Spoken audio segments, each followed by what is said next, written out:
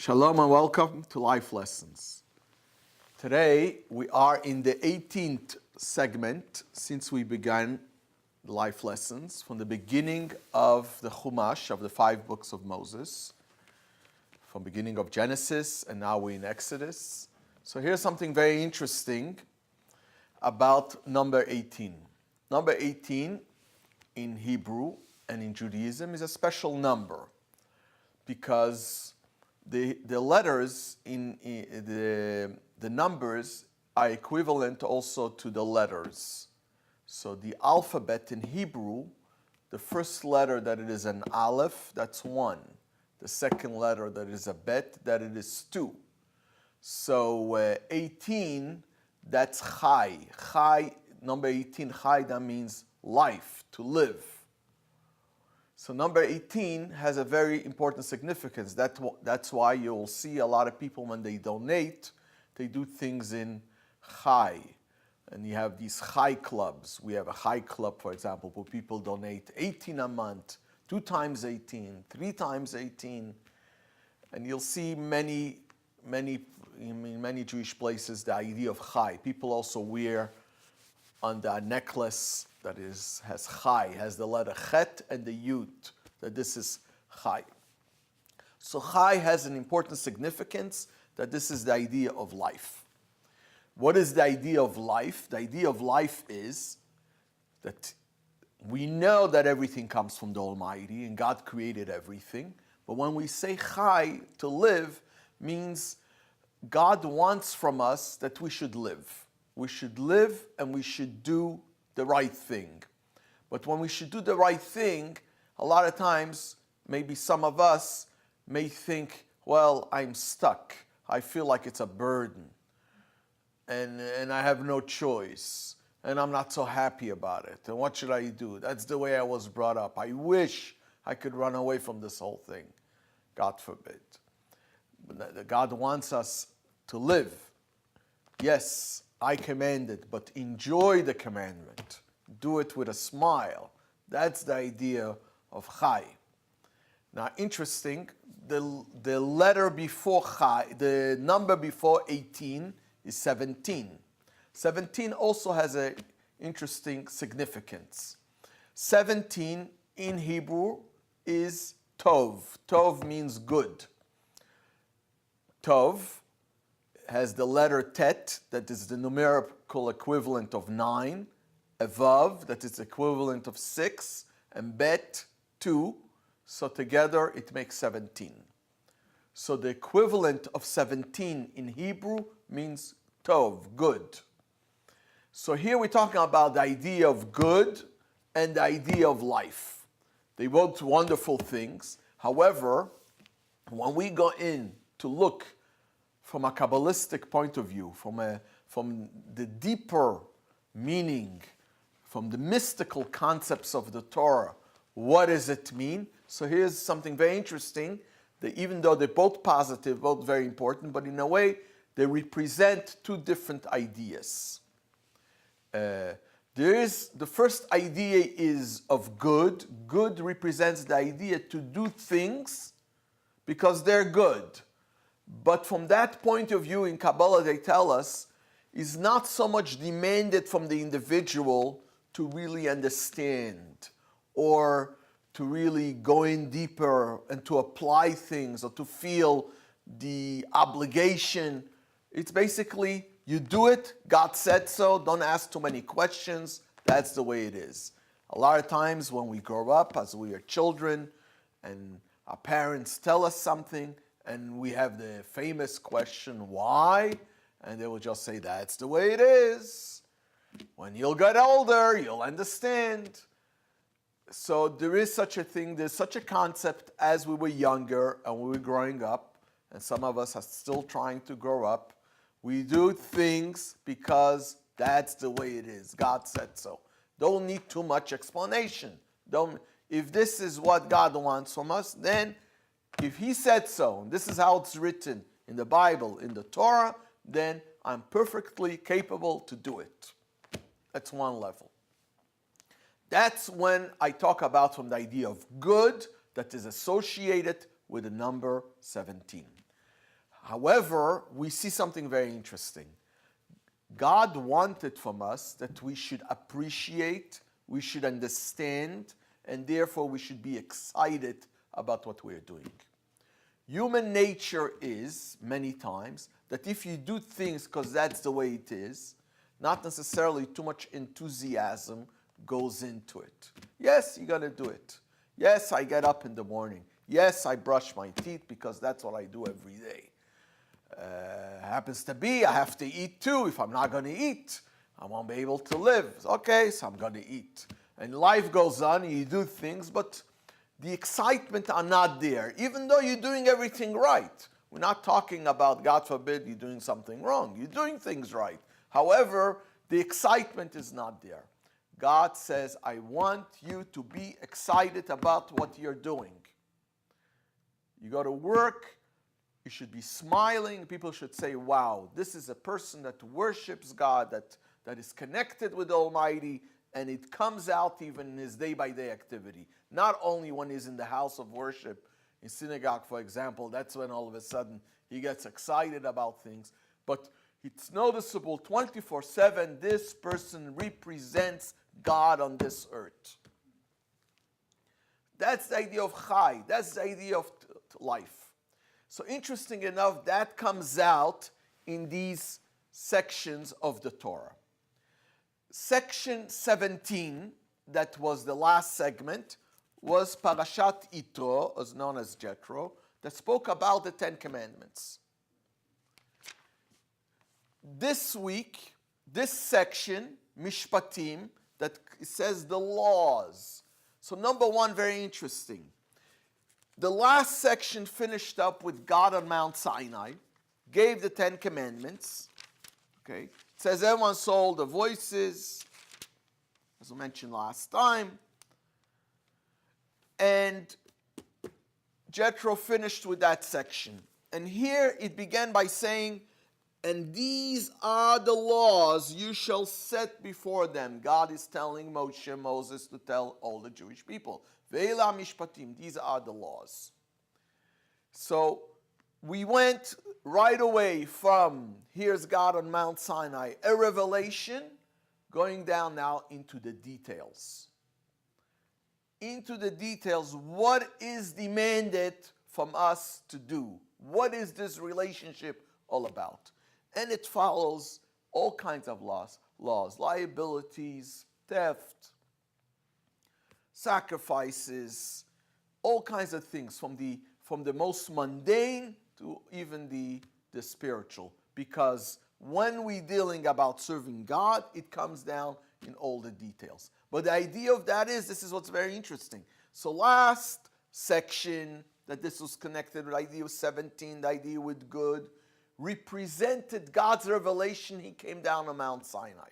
At that point, especially if we go with what our sages tell us, that the amount of people that stood there by the mountain is close to 3 million men, women, and children. And there was a revelation mentioned many times. Somebody that, let's say, that doesn't know much about God or all these things, what's going on, and he's passing by and he sees 3 million people standing by the mountain, and sort of a revelation. There's thunder and lightning, as the verse describes, and all these things going on. It says these, and he sees 3 million people there, he's almost like to himself, saying to himself, poor people, look, they're all being brainwashed. Because when someone doesn't know what's going on, you think a little bit about this. So imagine God is saying, are you going to fulfill everything that I'm asking you to do? Was it possible for anyone there to raise their hand and say, wait a second, God, no, not me? Of course not, because the revelation is overwhelming, and automatically there's no other thought in anyone else's mind. So that is the foundation. That is the beginning. It will be like almost children, kids, again an example of kids, with kids that grew up by their parents, that after a certain while, they know these are their parents. So you can't substitute that for other parents. These are my parents. That's who I grew up with. This is with my relation. This is with my connection. So this is foundational, that God needed to create the special relationship. And this is what happened by the revelation. But then it says the revelation was over. The revelation was over. What's now? Now it comes down into the details. Because in a way, the big excitement of the revelation is gone. So in other words, now begins the process of the human thinking, of the humans doing. Till now, it was an address from God. Imagine, and it's hard to compare it that way, but you have an orator, unbelievable speaker. Everyone is sitting there, listening, and while this person is talking, everyone is so excited and they amazed by all the words that are coming out of the speaker. Even saying, hey, yeah, really, and they get excited. As we know, unfortunately, to the negative, when people use that power to do bad things. But here we're looking at it from a positive point of view. But the idea is that after a person hears all this, has been motivated, should now assess the situation, digest what they just heard, and now their brains, their heart needs to start working to be able to do it. So it's not just I'm a robot, because that's not what God wants from us. God wants we should process the information and work on it and bring it out. And this is what happens in section 18 that we call it life. Now, after the revelation is not there anymore. Now it comes down into the details. And these details, how to deal with certain situations. Practical, down-to-earth situation about slavery, and about hurting someone else, and then damages and liability, and being a keeper for someone else. All the laws that are involved in day-by-day life. So a person comes and says, well, I'm very spiritual. I am involved with God. But wait a second, you're living in a world. And if you're living in a world, you can't just come and say, I'm spiritual and I don't know what's flying. You do know what's flying. You live in a world. And if you live in the world, you need to deal with the details of the world. And what we need to do is that the details of the world should correspond to what God wants. That's our job. So in other words, in this mission that God has done in this world, it demands two important parts. There is the divine part, the part that comes from the Almighty, and then there is our part, that we are to become partners to the creation, to help out the situation. You know, sometimes we say to ourselves, oh, it's God's world, let him worry about it. Why do I have to worry about it? That's not what God wants from us. He doesn't want, we should worry about it, and we should educate our children, we should educate the people around us, and that should help to make a better world. So when we come into this section, so the details becomes very important. And how are the details becomes very important? That we are excited about them. So after the foundation that we're going to do it, now becomes the process to try to understand it. A lot of it has to do with attitude and the way we approach things. So for example, let's say a person that is cutting stones. So, and someone approaches the individual and he says to him, what are you doing? And he has now, I would say, I'm sure there's more, but let's say he has three options what to answer. First one, very simple. Don't you see? I'm cutting stones. I'm shaping them. I'm making sure it should be able to be fit. The other answer will be, I'm earning a living. What are you doing? I'm earning a living. then the third option is, what are you doing? I am building a palace. So that is positive all the way.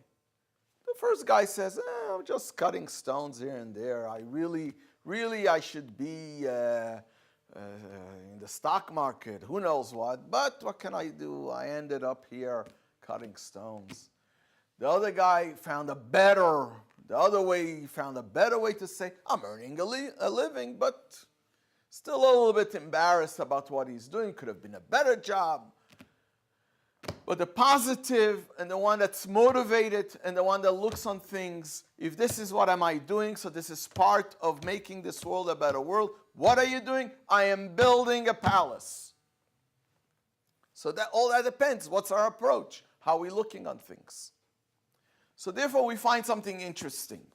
And this goes in the mission statement, as we would say, right before the revelation on Mount Sinai. And that was in section 17 in Jethro, where the foundation was laid down. What exactly is going to happen here? So the verse says as follows, because we will see very carefully, there is two parts here.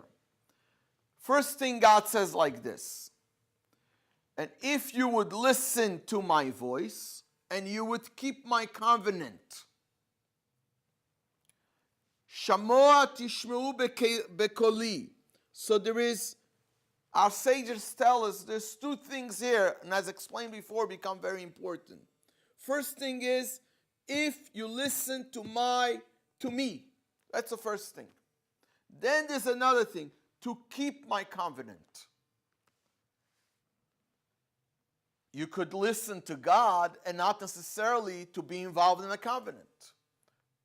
The covenant is something much deeper. The covenant represents that you are in a special relationship with Almighty. So first thing is, you're doing what God wants you to do. But then there's another thing here altogether. That the reason why all this is happening, because it's part of a covenant.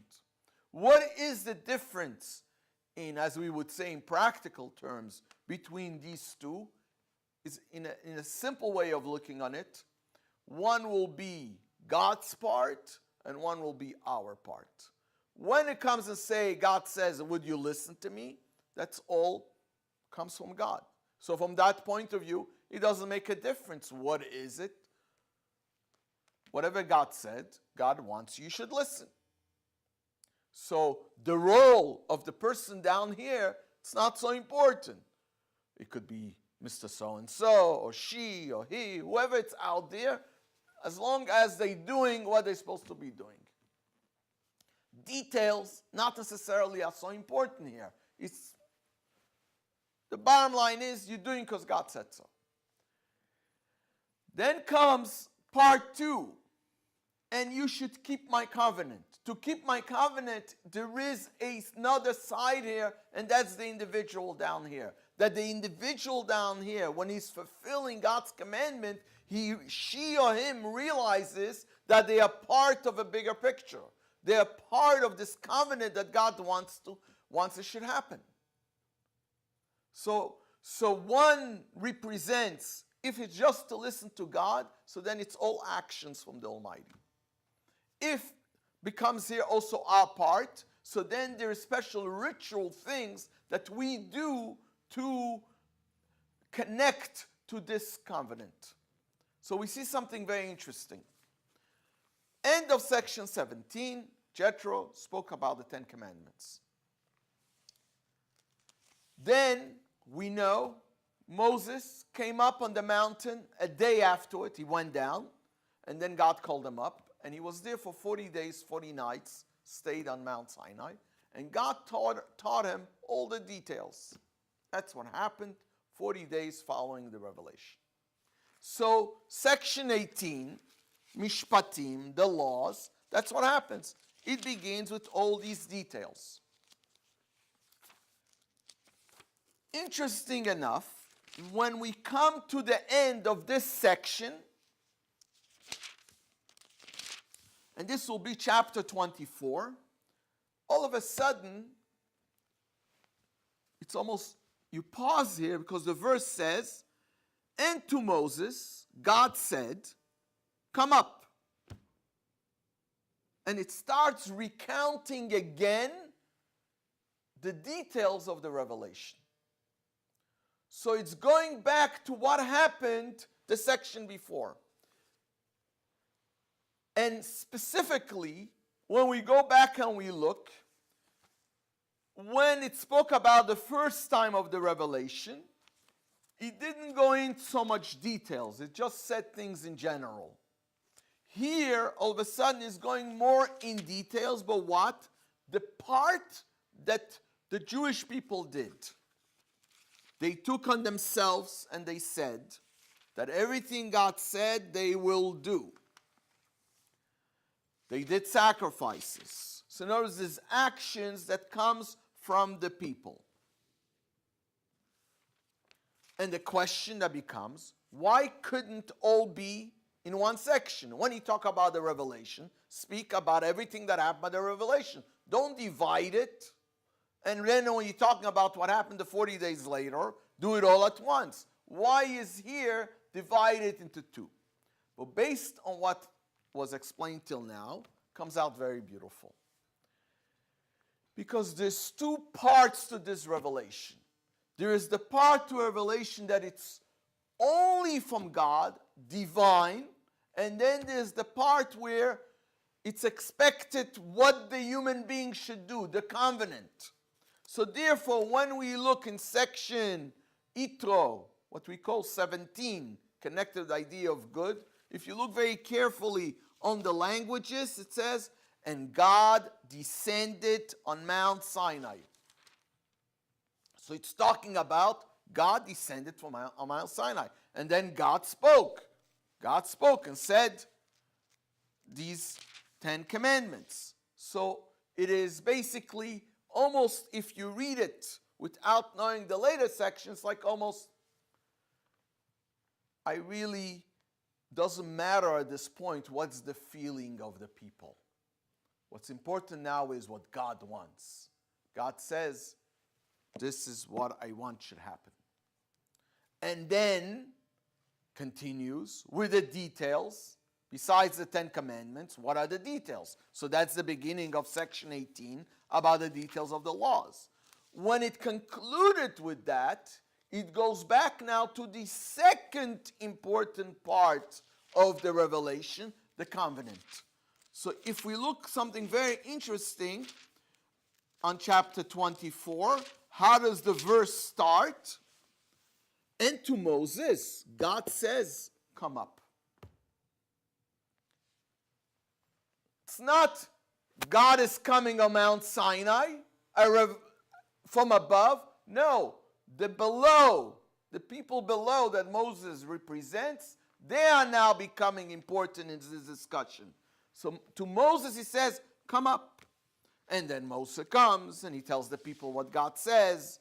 And then there's a whole covenant here till it comes to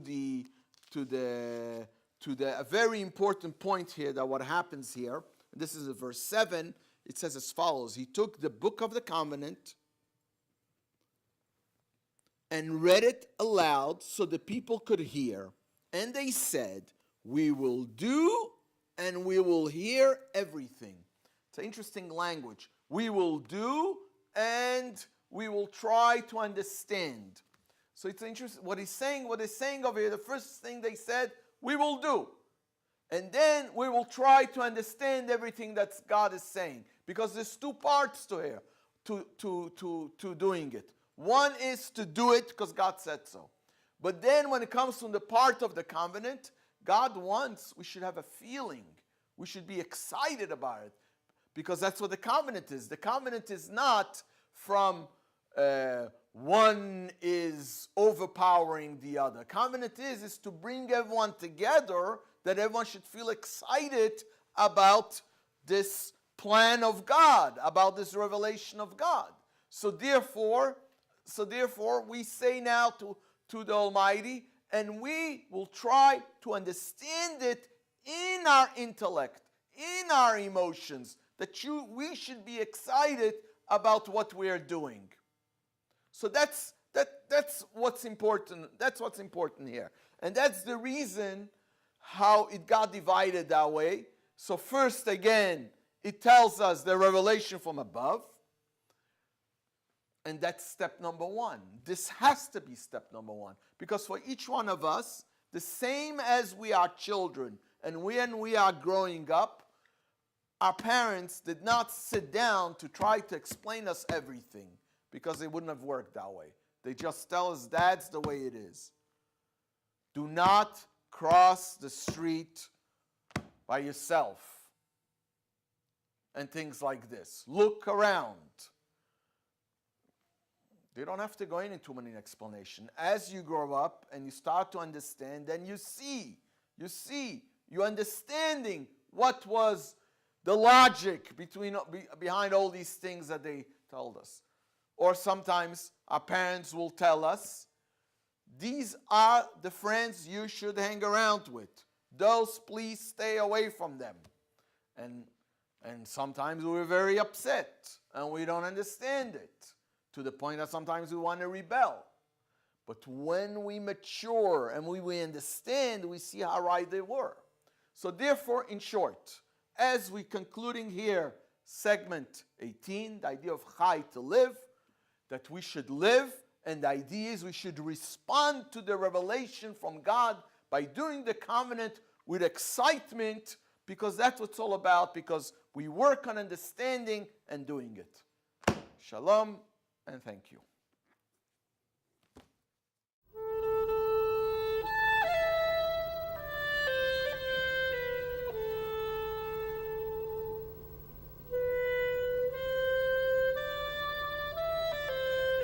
Thank you.